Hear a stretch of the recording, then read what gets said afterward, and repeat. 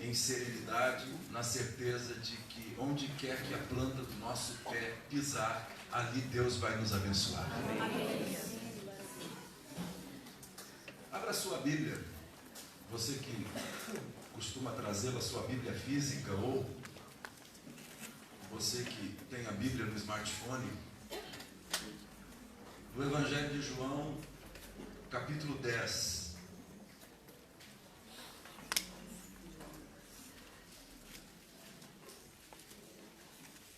Evangelho de João, capítulo 10.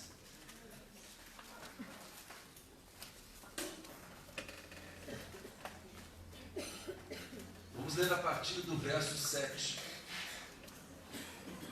em diante.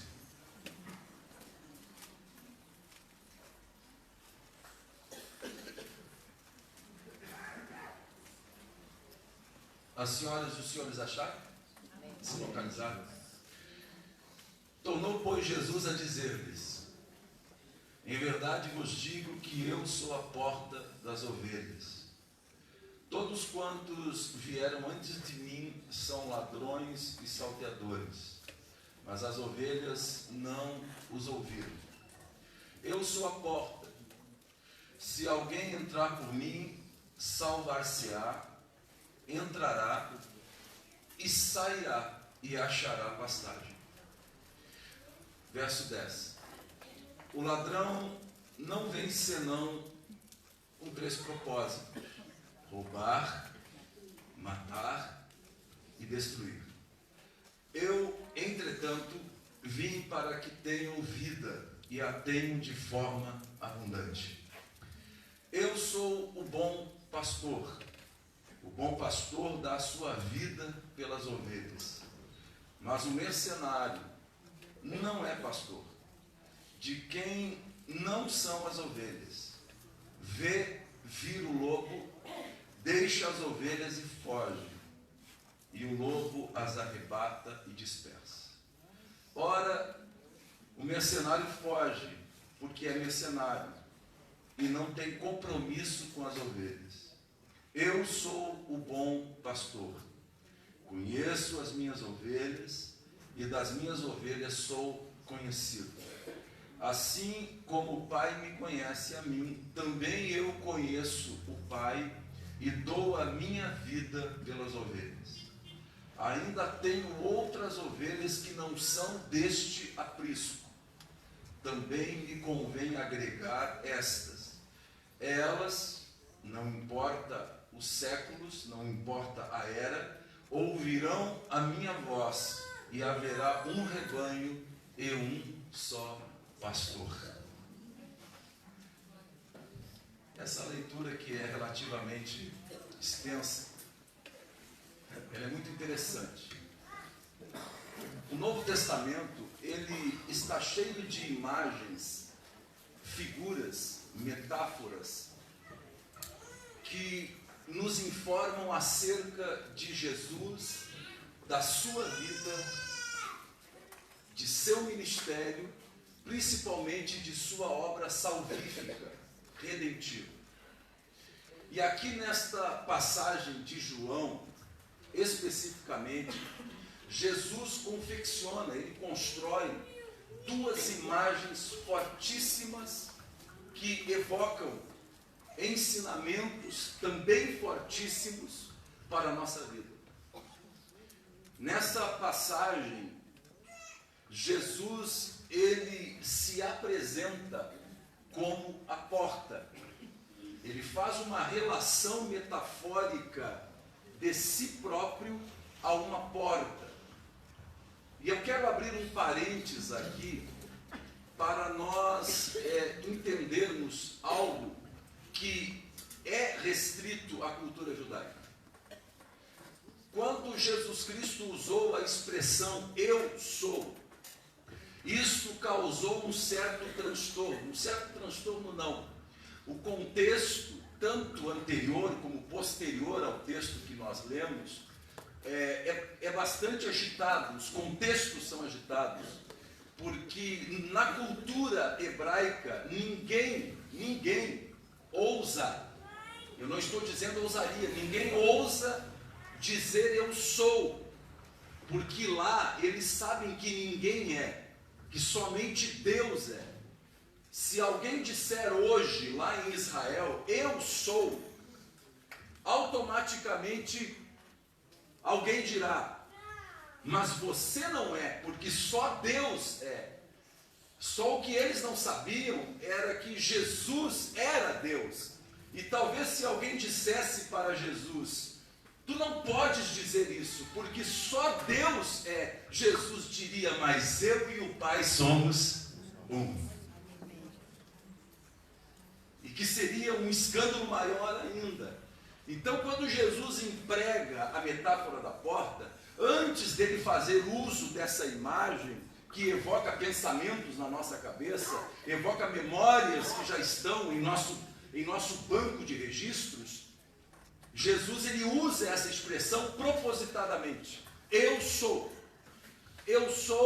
e daí ele confecciona para nós, nessa passagem que lemos, duas imagens, duas metáforas, duas figuras, como figura de linguagem, para tentar mostrar para nós o que ele quer que a gente aprenda com essas duas imagens. Eu sou a porta.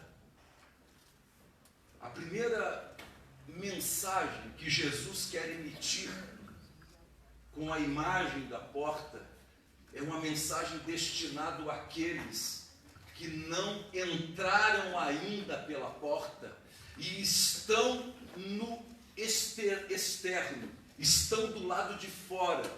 Só que eles estão como que tateando na escuridão da ignorância espiritual. Eles não conseguem ver, perceber que aquele homem de 31, 32 anos, 33 anos que está ali, não é apenas um ser humano. Aquele ser humano chamado Jesus, Jesus oriundo de Nazaré, filho de Maria e de José, não é apenas um ser humano, mas ele também é Deus.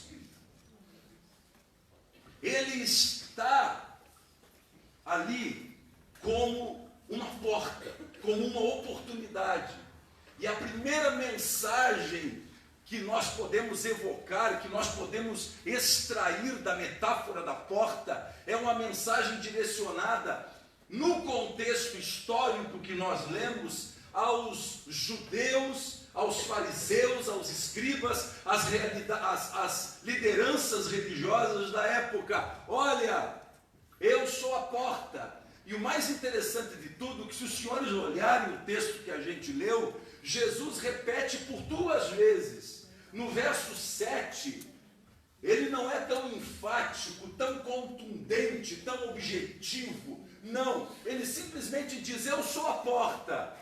Só que no verso 9, os senhores podem ver na Bíblia de vocês, ele é mais contundente, porque ele percebeu que a sua plateia, o seu público-alvo, não havia percebido ainda que ele estava falando de si.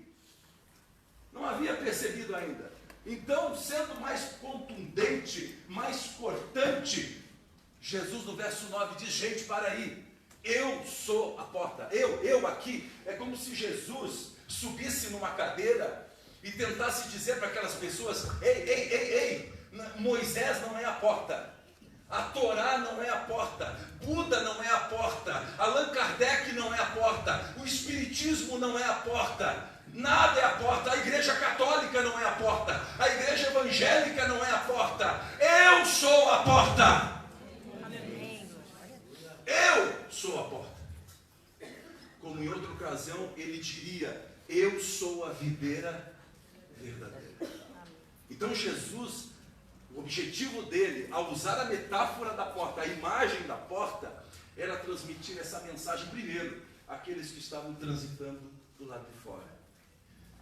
Agora, a segunda mensagem da porta, dessa imagem da porta, é assombrosamente poderosa. Porque olhem atentamente o verso 9 do capítulo 10 de João. Jesus agora, ele usa a mesma metáfora da porta para se dirigir a nós, e dizendo: eu sou a porta. Quem entrar por mim será salvo. Entrará e sairá. Para aí. O texto ele deveria terminar no entrará e ficará. Se as senhoras e os senhores prestarem bastante atenção, talvez o mais correto seria: eu sou a porta, quem entrar por mim será salvo, entrará e ficará.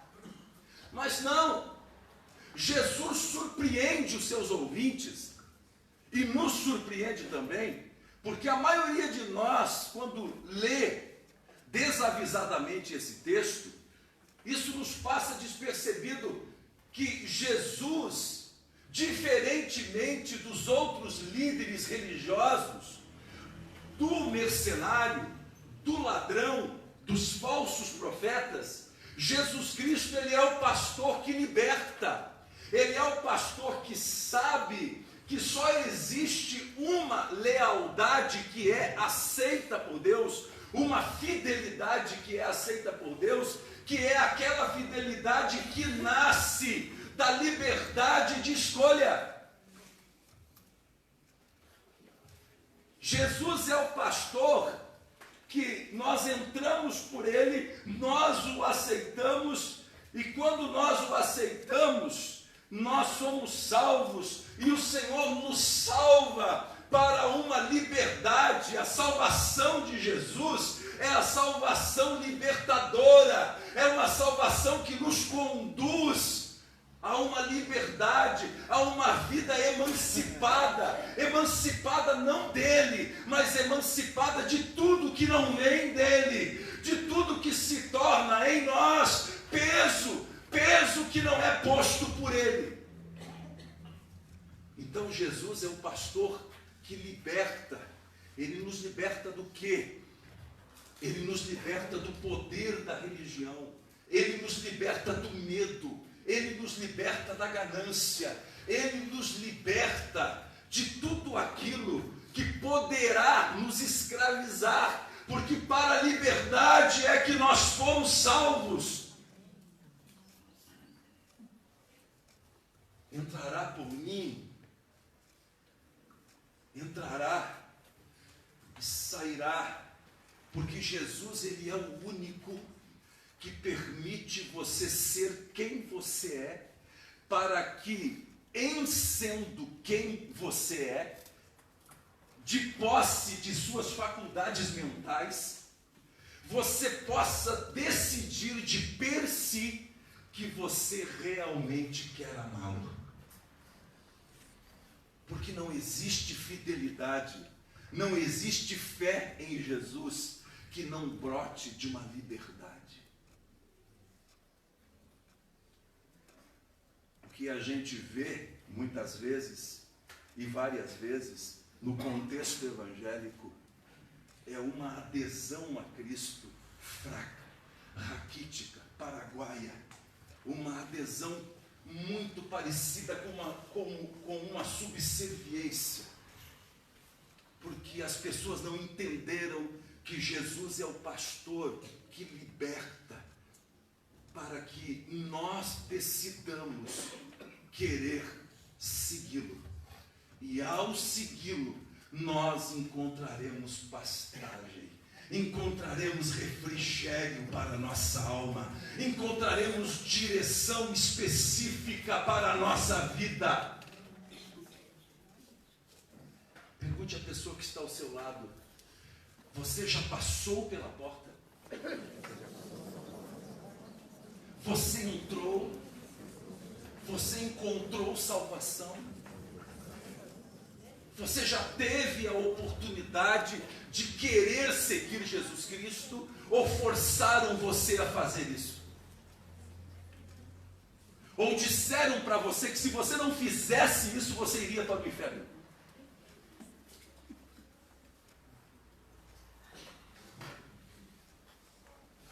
Então Jesus, ele pega a metáfora da porta, a imagem da porta, e ele a usa para aqueles que estão transitando do lado de fora. E quem sabe o senhor, a senhora que está aqui hoje, se identifica com esses que não entraram por esta porta, porque juntamente à porta de Jesus, há outras portas paraguaias, similares, genéricas, que são muito parecidas com a porta de Jesus, mas que não nos conduzem a uma vida de liberdade e a uma autonomia, a uma emancipação, não de Cristo e da sua palavra, mas uma autonomia de superstições e misticismos e dinâmicas de culto que permeiam o contexto evangélico, e a gente acaba confundindo Jesus com muitas coisas que os evangélicos fazem. Essa é a porta para os que estão de fora, mas é uma porta também para nós que passamos por ela, e que talvez passamos por esta porta e a gente se percebe preso, sem perceber que Jesus Cristo disse: entrará por mim e sairá quando quiser, porque eu sou o pastor que liberta. Vocês já notaram que nos evangelhos, quando Jesus curava as pessoas, ele dizia: a tua fé te salvou, vai em paz. E quanto mais Jesus dizia vai, mais as pessoas vinham. Porque quem percebe o amor de Deus, ele não sente medo de Deus. Ele quer Deus. Ele quer estar próximo. Aí Jesus, ele utiliza no texto que nós lemos uma outra imagem.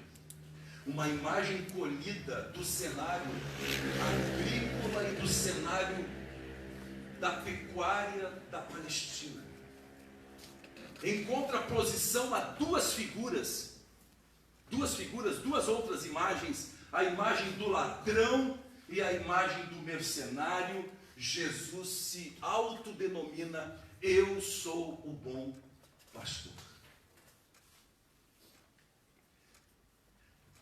Em relação ao ladrão, que não tem legitimidade para entrar pela porta do aprisco, então ele pula a cerca.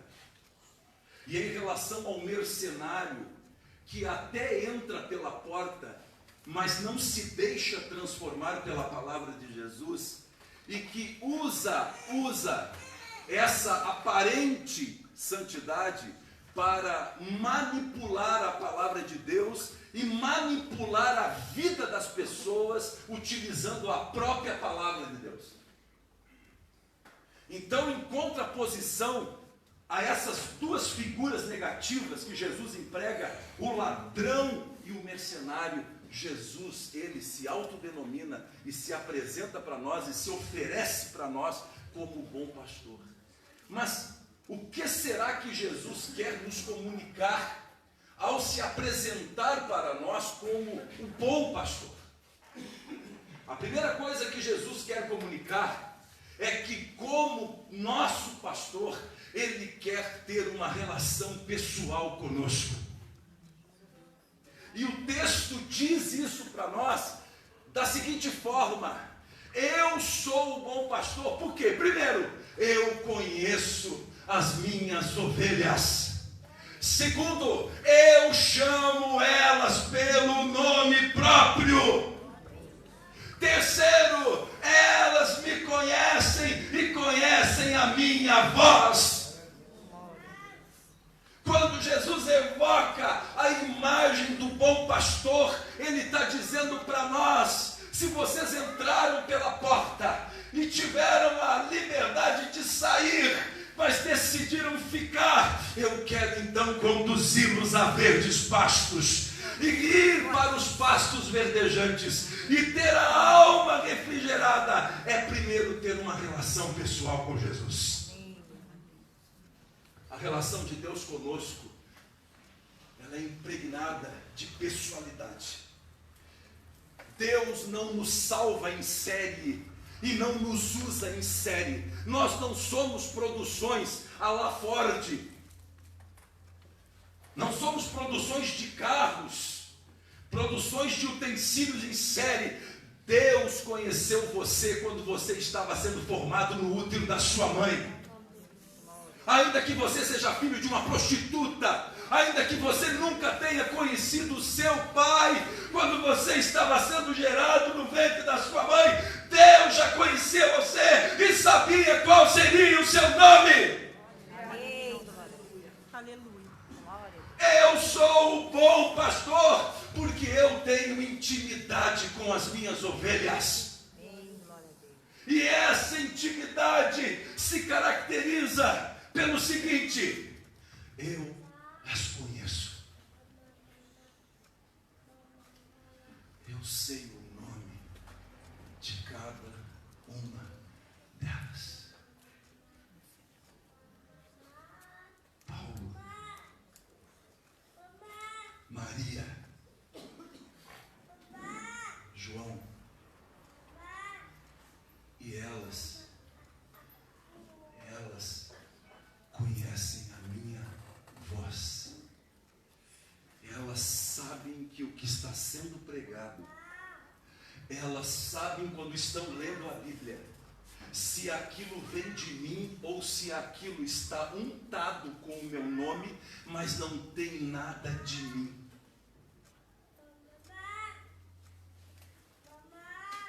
Esta é a primeira lição que o bom pastor quer dizer para nós. Aí ele vai para uma segunda lição e ele diz: ao dizer para vocês que eu sou um bom pastor, além de querer ter uma intimidade pessoal com cada um, eu mostro para cada um com o qual eu tenho uma intimidade pessoal, um propósito pessoal para a vida. Só Deus pode nos dizer para que nós nascemos, por que estamos aqui e para onde vamos. Somente Jesus, através de uma intimidade com Ele, consegue dizer para nós por que eu nasci em São Gabriel, por que eu nasci através da família que eu vim a este mundo, por que o meu pai chamava-se João e a minha mãe Boili, por que eu tenho um irmão chamado Anderson, por que eu estudei em tais escolas, por que eu fiz tais faculdades. Só Deus sabe dizer para mim especificamente o que eu vim fazer nesta terra. Só Ele. Se não vejamos, no capítulo 16 de Mateus, Pedro recebeu do Pai a revelação que Jesus era o Cristo, o Filho do Deus vivo. Mateus 16, 16. Em contrapartida, Jesus olhou para Pedro e disse: o teu nome é Pedro, né? Mas eu quero te dizer uma coisa agora. Tu és Simão. E a partir de ti, eu começarei uma grande obra que redundará na conversão da humanidade. Deus revelou Jesus para Pedro e Jesus revelou para Pedro a identidade de Pedro e a razão pela qual Pedro havia nascido. Se você está perdido, se você está perdida, se você não acha graça em viver, se você já perdeu a alegria de viver, saiba que Jesus pode dizer para você por que você acorda todas as manhãs, e por que você ainda respira, e por que seu coração ainda bate, porque existe um propósito de Deus para você. E neste sentido você não é substituível, porque aquilo que Deus criou você para fazer, ninguém mais poderá fazer. Provo isso. Provo. Diga um pai e uma mãe que por força das circunstâncias negligenciaram a intimidade com o filho e com a filha, privando-o ou privando-a de uma relação emocional confiável. Essa criança vai se tornar uma adolescente, um adulto, uma adulta, e vai ser uma criança isolada, fechada, que vai ter medo das relações. Por quê? Porque seus progenitores, que não são culpados, mas são vítimas de uma sociedade ativista, consumista, imediatista, esses progenitores não deram a essas crianças o que deveriam dar. E ninguém mais vai poder dar, porque o tempo passou e eles não poderão voltar mais atrás. Neste sentido, ninguém pode substituir você, pai e mãe. Você é único para a vida dos seus filhos, mas ainda há uma esperança, porque quando Jesus nos leva para a sua intimidade, nós que temos as nossas emoções bloqueadas, nós que temos dificuldade de dizer eu te amo para a esposa, de dizer meu filho, minha filha, eu te amo, me perdoa por eu ser racional contigo, achar que te dando comida, casa, cama, eu estava te dando tudo. Me perdoa, filho. Depois que eu entrei na intimidade com Jesus, eu aprendi a ter intimidade com vocês. Eu não tive essa intimidade dos meus pais, mas Cristo me ensinou a ser íntimo.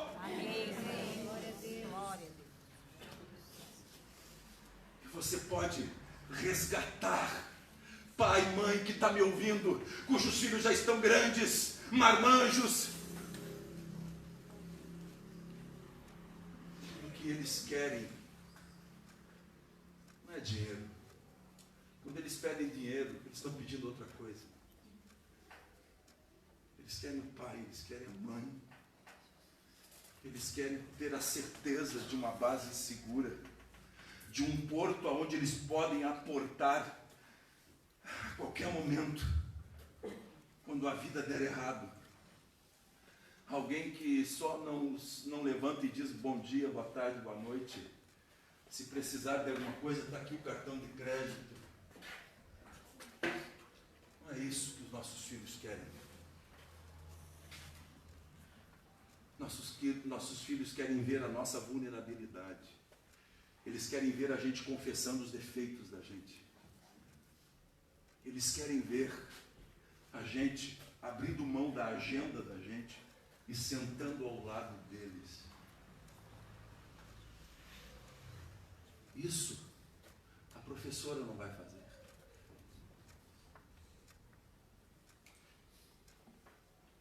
Os profissionais não vão fazer. O marido daquela mulher, ou a mulher daquele rapaz, não vai fazer isso por ele. É por isso que os casamentos não dão certo. Porque as pessoas não buscam uma esposa, um marido, elas buscam um pai e uma mãe que não tiveram.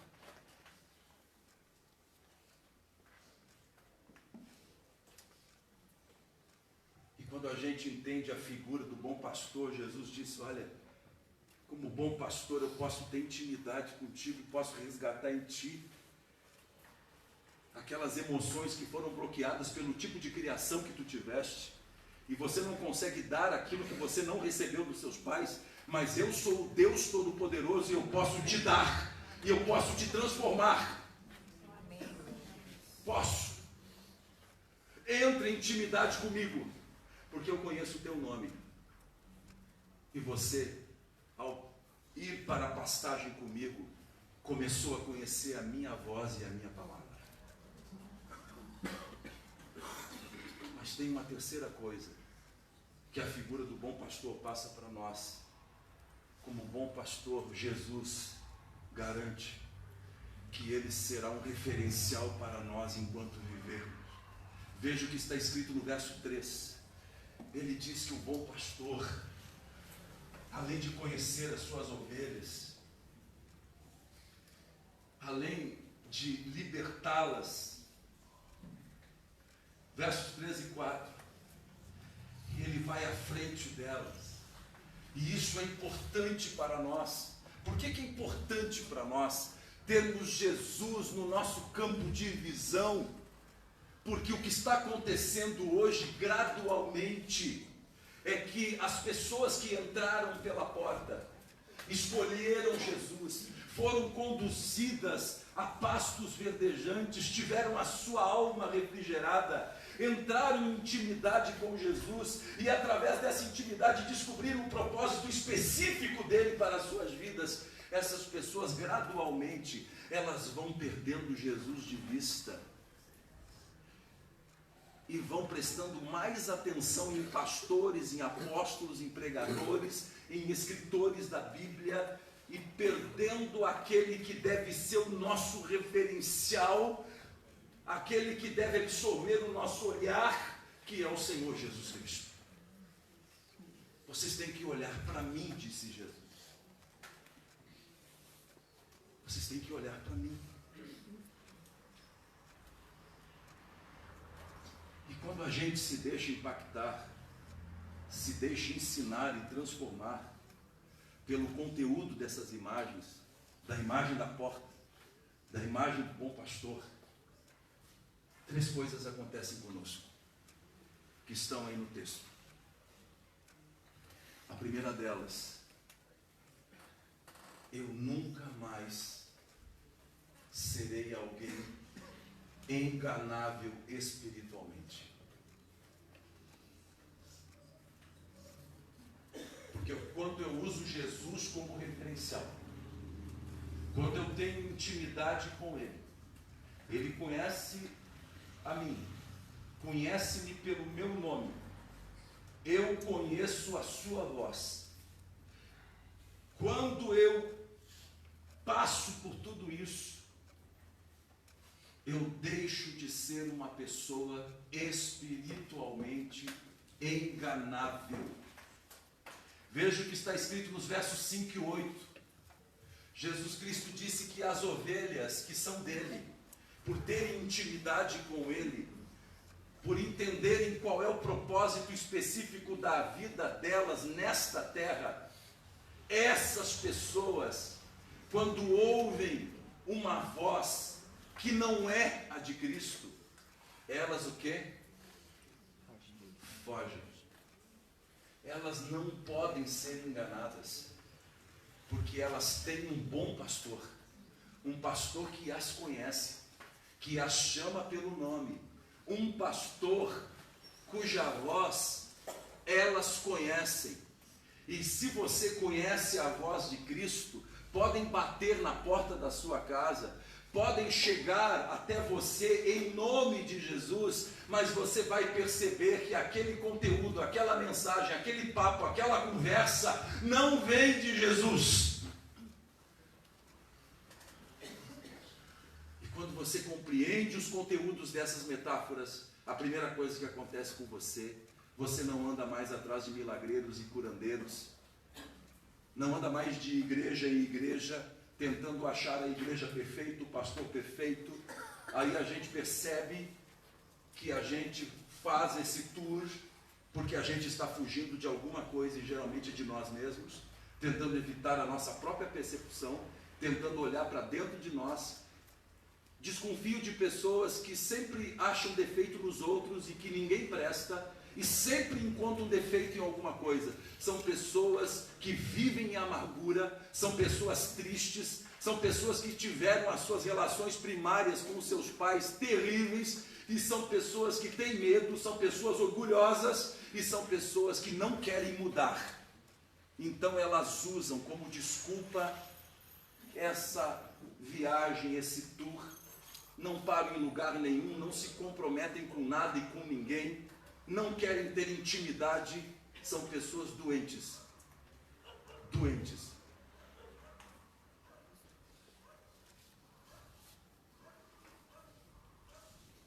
Mas o texto diz que quando a gente assimila tudo isso,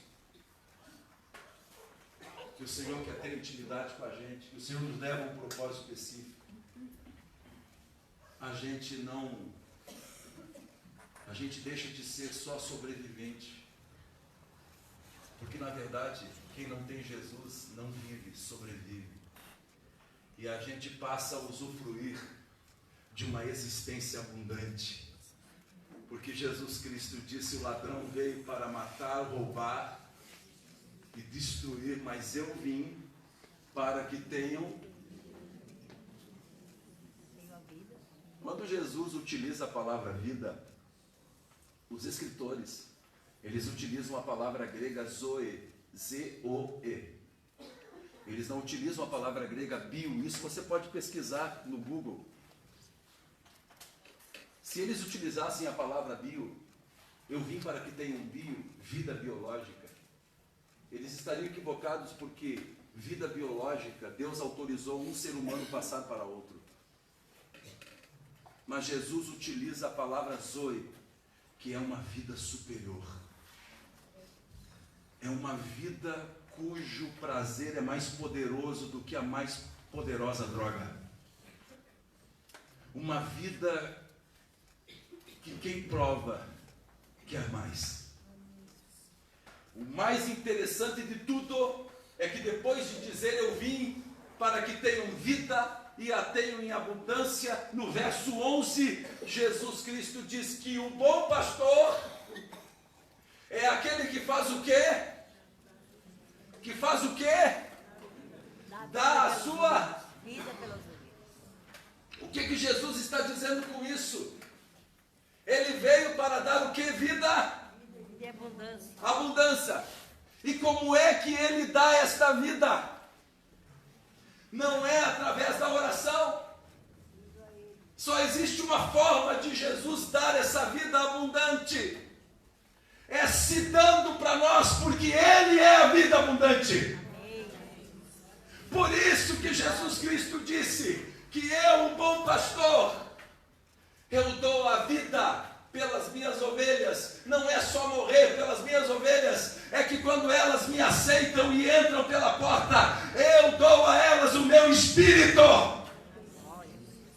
que é a vida, a zoe de Deus. Jesus tinha que morrer para nos comunicar a vida. Então, quando a gente entende tudo isso, a gente deixa de simplesmente existir e a gente passa a viver. Porque quem vive com a vida abundante já não teme mais a morte, porque sabe que ainda que esteja morto, viverá. Quem tem uma vida abundante entende os acontecimentos da vida como cheios de propósitos, sabendo que Deus usa a vida como professora para nos ensinar. Quando coisas ruins nos acontecem, como José, a gente acaba esperando que Deus use aquilo de ruim que nos aconteceu para nos abençoar. Então, para terminar, a gente não vai ser mais enganado. A gente vive com uma vida abundante e a gente se percebe, e aqui, senhoras e senhores, a gente se percebe participante de um rebanho muito maior. Como diz no verso 16, eu ainda tenho muitas ovelhas. Diga para a pessoa que está ao seu lado, você pertence a uma obra maior do que a igreja quadrangular, maior do que todas as igrejas evangélicas. Você pertence ao rebanho de Jesus, o bom pastor. Você pertence a algo maior. E quem leu o que eu postei no meu Face hoje vai entender melhor. Você é mais do que você é igreja. Você é mais do que uma igreja, você é comunidade, porque nós estamos juntos. Não existe ovelhas de Cristo sem aprisco. Não existe. Não existe ovelha sem pastor.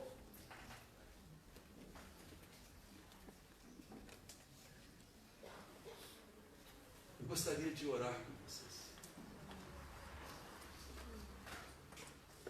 Porque o Senhor é a porta.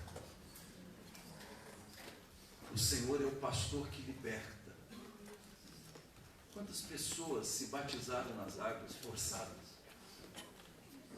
Quantas pessoas estão assentadas neste lugar porque não tinham onde ir hoje à noite? Quantas pessoas estão peregrinando, tentando achar alguma coisa diferente? Não existe uma coisa diferente. O que faz a diferença é a vida abundante de Jesus. É a gente entrar por essa porta e ouvir de Jesus. Se você quiser, pode ir. Mas se você quiser ficar, fique pelas razões certas. Entre, você achará pastagem. Você terá uma relação pessoal comigo. Dessa relação pessoal, você encontrará o propósito específico para você nesta vida. Você terá a mim e a minha palavra como referência, por causa das vozes que nós ouvimos na internet, no rádio, na televisão, nas ruas, no ambiente de trabalho. Você não será enganado. Você deixará de sobreviver para viver. E você fará parte de um rebanho, de um aprisco bem maior do que a sua cabecinha. Bem maior do que uma instituição que apenas nos empresta um CNPJ para nós podermos nos reunir. Porque senão nós seríamos taxados de revolucionários e não poderíamos fazer isso. Vamos deixar que o Espírito Santo acenda uma luzinha, que a gente enxergue a porta e que a gente pare de tatear na escuridão da ignorância espiritual e que a gente entre por essa porta. E quando você entrar por essa porta, você vai ouvir Jesus dizendo: você pode sair. Eu não tiro você de um condicionamento mental para outro. Eu não tiro os arguilhões das suas mãos e coloco outros em você. Não. Você está livre. Se você não me quiser, você está livre. Mas se você me quiser, eu estou aqui. E quero conduzi-lo a pastos verdejantes. Verdejantes porque eles nunca secam, eles se renovam. E naqueles que os comem, eles se tornam uma fonte inesgotável que jorra para a vida eterna. E eu refrigero a alma de vocês. E ainda que vocês andarem pelo vale da sombra da morte, não tenham medo, porque eu estou com vocês. Como referencial, como a luz do mundo, como a porta, como bom pastor. Não tenho medo, porque a minha vara e o meu cajado o sustentarão. Fique em pé em nome de Jesus.